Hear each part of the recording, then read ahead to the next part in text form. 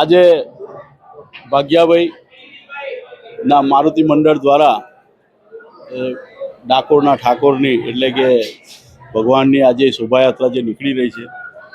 મારુતિ મંડળ એટલે એક એવું મંડળ કે જે લોકોની દરેકે દરેક તકલીફમાં પડખે ઊભું રહે છે.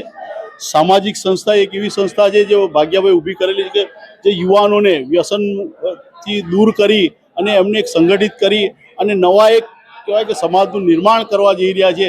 ત્યારે આ જે શોભાયાત્રા છે આ એનું એક પ્રતીક છે. ભાગ્યાભાઈ આજે વર્ષોથી એમના ગુરુજી જે આ પરંપરા મુજબ જે શોભાયાત્રા કરતા આવ્યા છે એના ભાગરૂપે આજે લગભગ 85 વર્ષ એમના કહેવા પ્રમાણે છે. 85 વર્ષથી આ પરંપરા ચાલતી આવી છે અને એ પરંપરા મુજબ આજે શોભાયાત્રા જે નીકળી રહી છે એ શોભાયાત્રા એ છે કે જે આગામી દિવસની અંદર ડાકોરની અંદર જે મોટી શોભાયાત્રા નીકળવાની છે એના પ્રતિક રૂપે એની ધજા લઈ અને આજે પગપાળા તરસાલી, માણેજા, મકરપુરા આ બધો વિસ્તાર ફરી અને ફરીથી નીજ મંદિરે અહીંયા પૂર્ણાહુતિ થશે.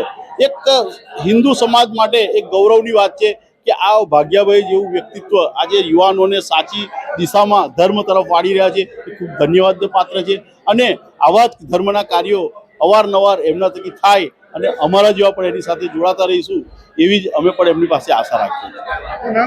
અશ્વિન સોલંકી, પ્રમુખ રેવડિયા મહાદેવ સેવા સમિતિ, હરણી રોડ.